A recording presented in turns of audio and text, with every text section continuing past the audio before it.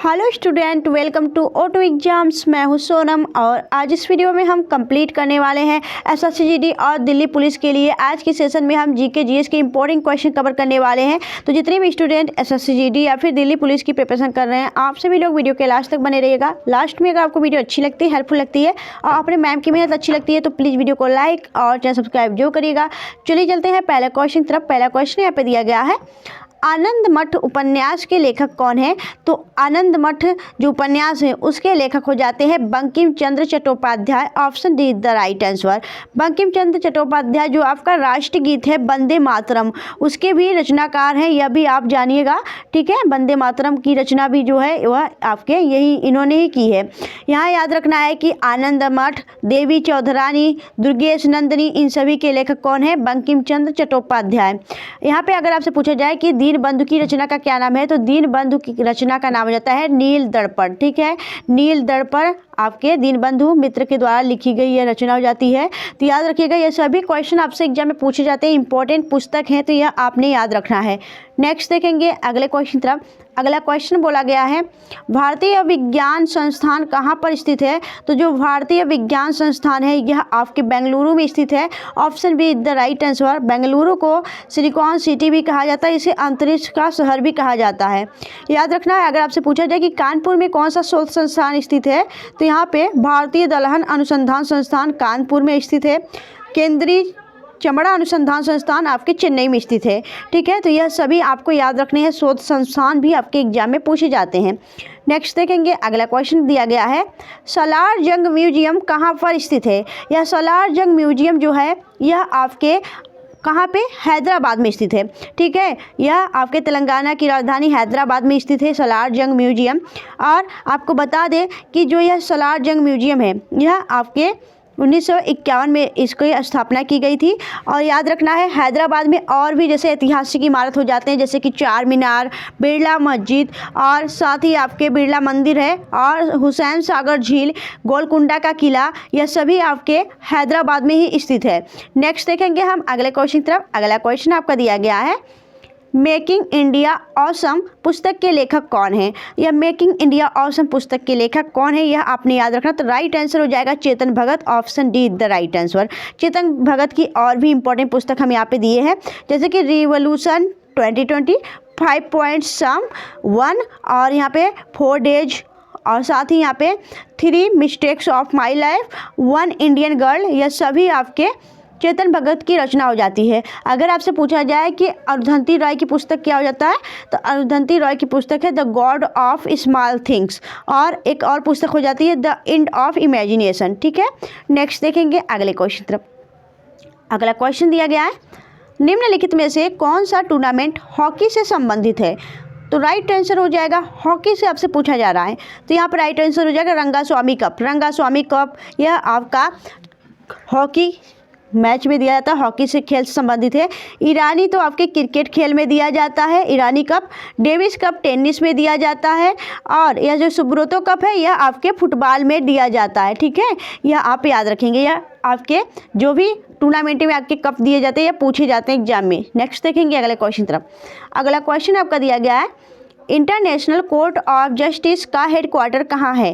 तो international court of justice जो कि आपके यूनाइटेड नेशन यानी संयुक्त राष्ट्र का एक अंग हो जाता है, यह पूरे आपके इंटरनेशनल का एक कोर्ट जस्टिस हो जाता है। याद रखना है, आपका याद रखना है न्यायालय है, यह अंतर्राष्ट्रीय न्यायालय है और यह आपका द हेग में इसका हेडक्वार्टर है।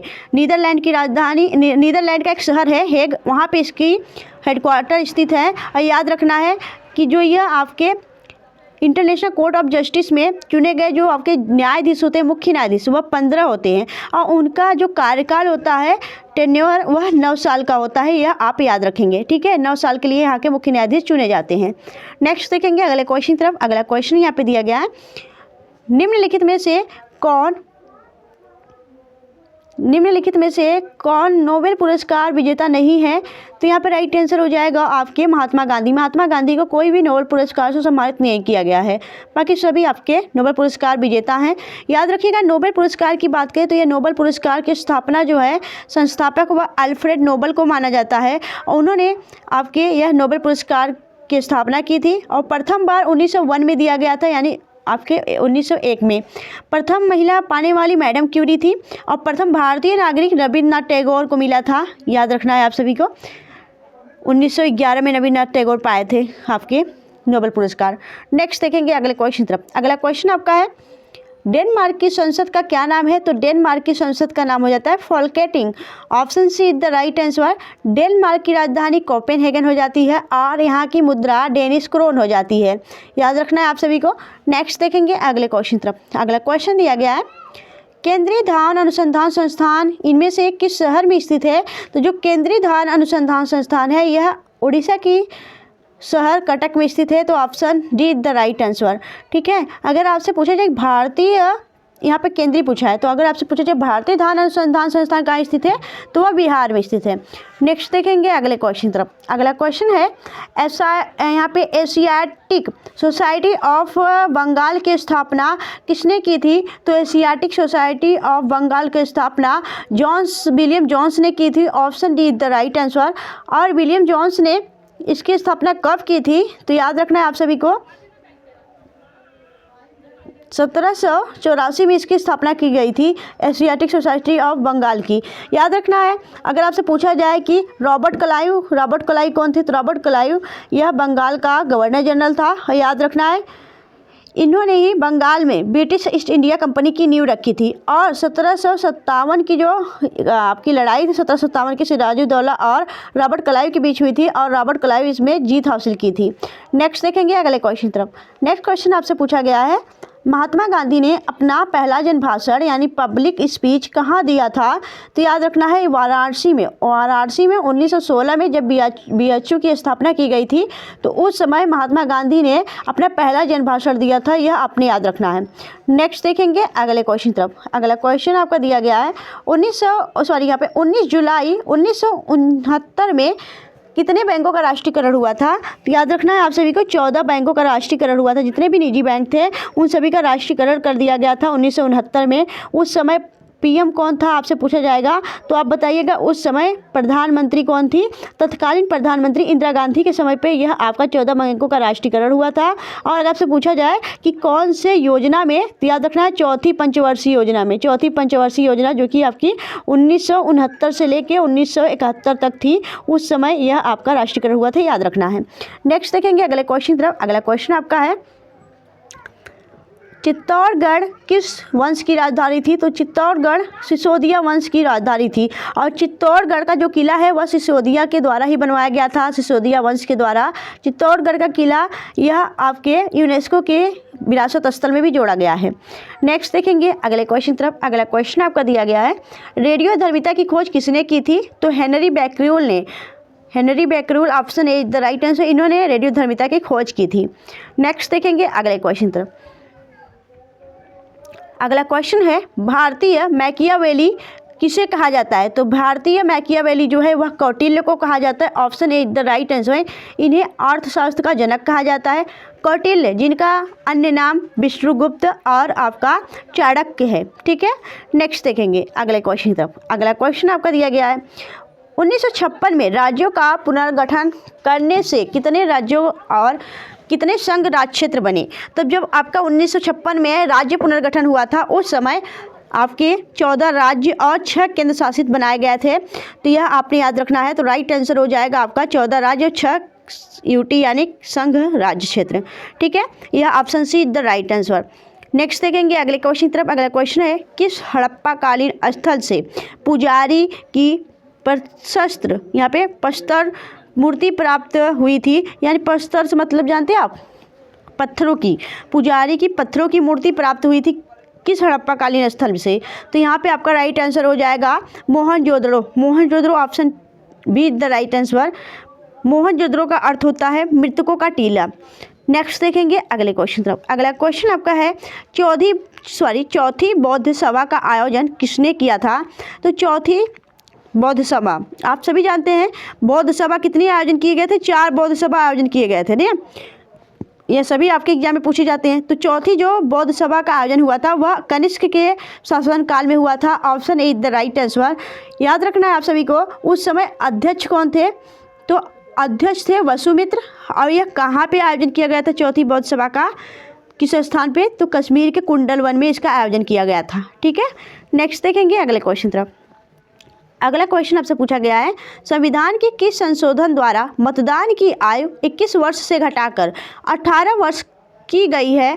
तो याद रखना है 61वां संविधान संशोधन 1989 में, यानी 89 में यह संविधान संशोधन हुआ था। उस समय जो 21 वर्ष था आपके मतदान देने का, वह 18 वर्ष कर दिया गया। लोकसभा और राज्यों की विधानसभाओं में जो आप मतदान करते हैं, वह जो न्यूनतम आयु थी उसकी वोट देने की, वह 21 वर्ष से 18 वर्ष कर दी गई थी 61वां संविधान संशोधन 1979 में। ठीक है, यह आपको याद रखना है क्योंकि यह एग्जाम में पूछे जाते हैं। ठीक है, नेक्स्ट देखेंगे अगले क्वेश्चन तरफ। अगला क्वेश्चन आपका है, बौद्ध धर्म एवं जैन धर्म दोनों के उपदेश किसके शासनकाल में दिए गए थे? तो याद रखना है यह आपके बिंबिसार के शासनकाल में दिए गए थे। Option A is the right answer. Bimbisara किसका पुत्र था? तो बिंबिसार मौर्य वंश संस्थापक चंद्रगुप्त मौर्य के पुत्र थे बिंबिसार, और बिंबिसार का पुत्र अजातशत्रु था। ठीक है, याद रखना है बिंबिसार हर्यक वंश से ताल्लुक रखता था। आगे देखेंगे अगला क्वेश्चन आपका यहाँ पे दिया गया है, परमहंस मंडली के संस्थापक कौन है? तो परमहंस मंडली के संस्थापक हो जाते हैं आपके Gopal Hari Deshmukh. Option D the right answer. ये जो राजा राम मोहन राय हैं, यह तो भारतीय पुनर्जागरण के पिता हैं। इन्हें भारतीय पुनर्जागरण का अग्रदूत भी कहा जाता है। यह आपके याद रखना है, जो सती प्रथा है उसमें इन्होंने काफ़ी अहम भूमिका निभाई थी। इनके प्रयासों से ही सती प्रथा समाप्त हो पाई। और यहाँ पे ज्योतिबा फुले जो हैं, इन्होंने सत्यशोधक समाज की स्थापना की थी और इनकी पुस्तक गुलामगिरी हो जाती है। ठीक है, नेक्स्ट देखेंगे अगले क्वेश्चन तरफ। अगला क्वेश्चन आपका दिया गया है, किस मुगल शासक को आलमगीर कहा जाता है? तो याद रखना है औरंगजेब को आलमगीर कह के पुकारा गया। इनका यह उपाधि धारण की थी आलमगीर की। याद रखना है औरंगजेब किसका पुत्र था? तो यह मुगल सम्राट शाहजहां का पुत्र और मुमताज महल का यह पुत्र था। ठीक है, शाहजहां मुमताज महल का यह पुत्र था औरंगजेब। ठीक है, औरंगजेब जो था दोस्तों, इन्होंने कई आपके बड़े जो आपके हिंदू मंदिर थे उनको तोड़वाया था। और याद रखना है औरंगजेब आपके आलमगीर, जो इसका उपनाम है ना, आलमगीर का मतलब होता है कि दुनिया का विजेता, दुनिया को जीतने वाला, दुनिया का विजेता, यह आलमगीर का अर्थ होता है। यह भी आप याद रखिएगा, एग्जाम में पूछा जा सकता है। ठीक है, कि औरंगजेब को आलमगीर कहा जाता है, आलमगीर का अर्थ क्या है? नेक्स्ट देखेंगे अगले क्वेश्चन तरफ। अगला क्वेश्चन है कि भारत का बर्ड्समैन किन्हें कहा जाता है? यानी बर्ड्समैन ऑफ इंडिया किसे कहा जाता है? सलीम अली को कहा जाता है, doctor Salim Ali. Option C the right answer. Next देखेंगे अगले क्वेश्चन तरफ। अगला क्वेश्चन आपका है, स्वप्नों का अध्ययन कहलाता है? जो आप सोते हैं, सोने में आप सपने देखते हैं, वही स्वप्नों का अध्ययन क्या कहलाता है? तो आपका राइट आंसर हो जाएगा oneirology. Option C the right answer. Next देखेंगे अगले क्वेश्चन तरफ। अगला क्वेश्चन आपका है, अखबारी कागज़ के उत्पादन में कनाडा का विश्व में स्थान है? जो आप न्यूज़पेपर पढ़ते हैं, उस न्यूज़पेपर के उत्पादन में कनाडा का कौन सा स्थान है विश्व में पूछा जा रहा है? तो विश्व में इसका पहला स्थान हो जाता है। कनाडा की बात करें तो यह उत्तरी अमेरिका में एक देश है और कनाडा की राजधानी ओटावा हो जाती है और यहाँ की मुद्रा कनेडियन डॉलर हो जाती है। यहाँ के जो प्राइम मिनिस्टर हैं वह हो जाते हैं जस्टिन ट्रूडो। यह आप याद रखिएगा नाम। नेक्स्ट देखेंगे अगले क्वेश्चन तरफ। दोस्तों, अगर आपको वीडियो अच्छी लग रही है, हेल्पफुल लग रही है, तो प्लीज़ वीडियो को लाइक और चैनल सब्सक्राइब जो करिएगा। नेक्स्ट देखेंगे अगला क्वेश्चन आपका पूछा गया है, भारतीय शास्त्रीय गायक पंडित जसराज इनमें से किस घराने से ताल्लुक़ रखते हैं या संबंधित हैं? तो राइट आंसर हो जाएगा जो पंडित जसराज है ना, शास्त्रीय गायक, यह आपके मेवाती घराने से ताल्लुक़ रखते हैं। ऑप्शन यहाँ पे be the right answer. Next देखेंगे अगले क्वेश्चन तरफ। अगला क्वेश्चन है, वास्को डी गामा भारत कब आया था? तो वास्को डी गामा भारत आया था आपके 1498 में। वास्को डी गामा पुर्तगाल का रहने वाला था या पुर्तगाली था और यह भारत केरल के कोझिकोड जिले के कालीकट से भारत में इंटर किया था। और इसने पुर्तगाल से यानी आपके यूरोप से भारत तक का सीधा समुद्री रास्ता खोजा था। यह आपने याद रखना है। और यह एक व्यापारी था जो भारत में व्यापार के इरादे से आया था। नेक्स्ट देखेंगे अगले क्वेश्चन तरफ। अगला क्वेश्चन आपका है, पाला और दसकठिया लोक संगीत परंपरा का संबंध कहाँ से है? तो पाला जो आपका पाला और दसकठिया लोक संगीत है, जैसे कि आपके उत्तर प्रदेश में आल्हा होता है, ठीक है, तो उसी प्रकार यहाँ पे पाला और दसकठिया लोक संगीत जो है यह कहाँ पे है? तो याद रखना यह उड़ीसा में होता है। Option be the right answer. Next देखेंगे अगले क्वेश्चन की तरफ। अगला क्वेश्चन आपका है प्रोजेक्ट टाइगर को किस वर्ष में प्रारंभ किया गया था? तो 1973 में यह प्रोजेक्ट टाइगर लाया गया था बाघों के संरक्षण के लिए, यह आपने याद रखना है। नेक्स्ट देखेंगे अगले क्वेश्चन की तरफ। अगला क्वेश्चन आपका है चित्रकूट जलप्रपात भारत के किस राज्य में स्थित है? तो चित्रकूट जलप्रपात जो है वाटरफॉल्स, यह आपके छत्तीसगढ़ जिले में है। छत्तीसगढ़ के चित्रकूट में यह इंद्रावती नदी पे बना हुआ है, यह जलप्रपात हो जाता है। इसे भारत का नियाग्रा भी कहा जाता है, ठीक है, याद रखना आप सभी को। यह छत्तीसगढ़ के बस्तर जिले में बना हुआ है, ठीक है, याद रखना आप सभी को। तो यहाँ पे हमने 30 क्वेश्चन आपके जीके जीएस के इंपॉर्टेंट क्वेश्चन है यह हमने कवर किए। यह आज का सेशन आपको कैसा लगा आप हमें कमेंट सेक्शन में कमेंट करके जो बताइएगा। अगर आपको वीडियो अच्छी लगी हो, हेल्पफुल लगी हो, तो प्लीज़ वीडियो को लाइक और चैनल सब्सक्राइब जो करेगा। मिलेंगे आपसे नेक्स्ट वीडियो में, तब तक के लिए bye bye and thanks for watching, keep smiling.